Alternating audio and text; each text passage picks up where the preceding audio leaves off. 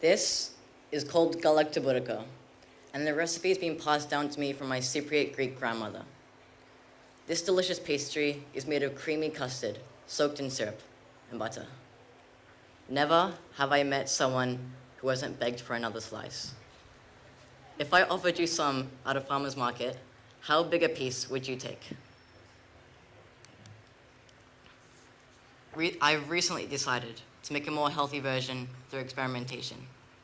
I've now improved the pastry to still have its creamy custard and substances, but instead use some alternatives to the highly saturated fat and excess sugars. And my army of taste testers has confirmed it tastes even better than before. If you saw me selling this version at a farmer's market for the same price, how many pieces would you take?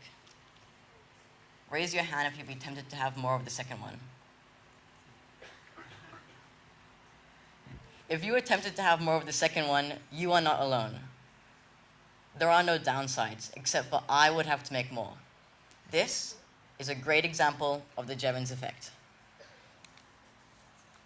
So what is the Jevons effect, and why is it important? Why should anybody care? You might think that creating something more efficiently will save energy. For an example, if you were able to make light bulbs more efficient, you would think it would consume less energy, right? Over the last 2 centuries, lighting efficiency has increased 3,000 times. Does this extra efficiency mean we are using less light? No.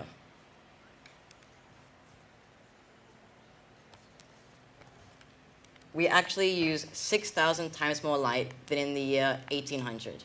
Even though we produce power 3,000 times more efficiently, we are using double the energy per person.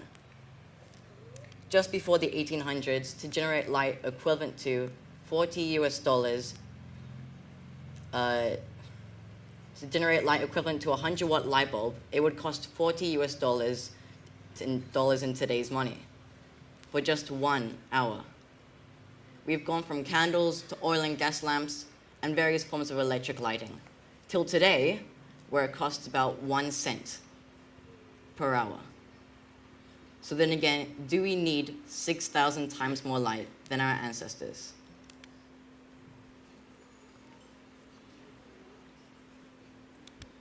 This pattern of consumption has been seen across everything we consume. And this effect was first noticed by William Stanley Jevons in the 1860s. Due to the Industrial Revolution, England's coal reserves were shrinking rapidly. Some experts thought that improving technology would reduce coal consumption. Jevons stated that increased efficiency gains would lead to more use of a resource due to demand. Resource depletion is something which almost everybody talks about, but a lot of faith is placed in technology to solve the problem. However, Jevons' effect clearly demonstrates that technology advances by themselves will not reduce consumption. People do not know the full extent that resource depletion will take on us. Technology, oil, agriculture, clean water, etc. The majority of what we rely on is under risk because of resource depletion. Things like desalination plants are relied upon as their main consumption by 10 different countries. With half of the desalination plants' cost being energy, where will all this come from when our main energy sources are gone? We aren't consuming less. We are consuming more than we have ever before. Technology today makes it so much cheaper and efficient to use things like transport, heating, cooling, electricity, and communication. But this, as the slide shows, we are using an alarming amount of energy compared to our ancestors, almost all from non-renewable sources. This concerns me greatly, and it's a shame how all the focus is directed at issues which aren't going to take as much impact as resource depletion. This is when I first heard of the Jevons effect. But of course, being in green school, we should be immune to this. After all, we are more informed and aware of our sustainability. Therefore, for my quest, I decided to analyze behaviors within our own green school community to see if a more informed community displayed different behaviors counterintuitive to the Jevons effect. To do this, I created a mock test involving people to choose where they would like to allocate their money. They had a fixed amount to spend on food, entertainment, and their housing. They would have to decide how much they would like to spend within these three categories. Any money left over could be allocated to savings. The savings component being an analogy for the world's resources.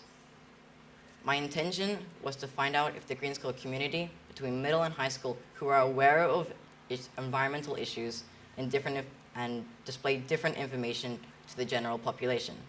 I tested 38 people, age groups spanning from 10 to 17. To ensure that I was getting accurate results, I told them it was a lifestyle experiment to see how they would use their money in particular areas.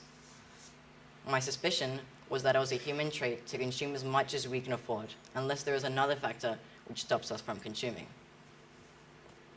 These are my results from the experiment. The green being how much people saved. For a start, I thought the differences between ages would make a remarkable change because the learned skills people would obtain through growing up. I thought the younger the person was, the less restraint they would have on consuming, or in this instance, spending in my experiment. Even though there were differences between age, the pattern was similar across all ages and between male and female. People spent on average 90% of what they had. The Jevons effect is live and well at Green School. People spent as much as they could and saved very little if they did not have to, even if they could get good value.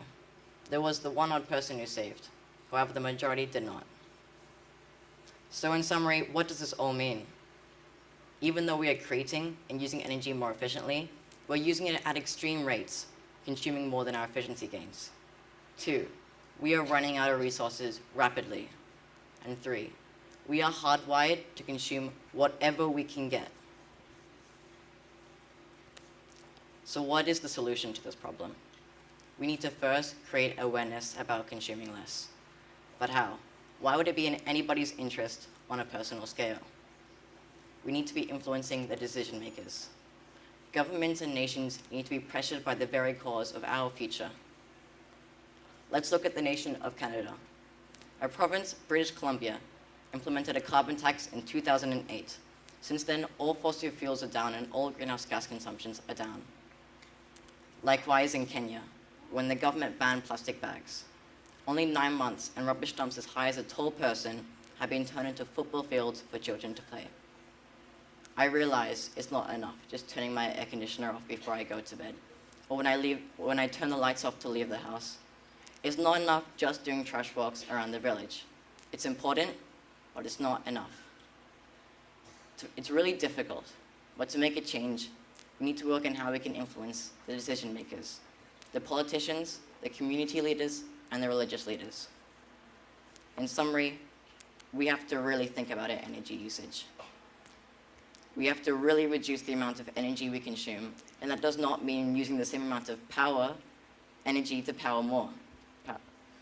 We need to do this individually, as communities, as nations, and globally.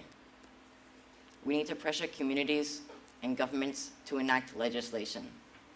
And with this, we can really make a difference for our planet, for us, and for all living creatures. Thank you.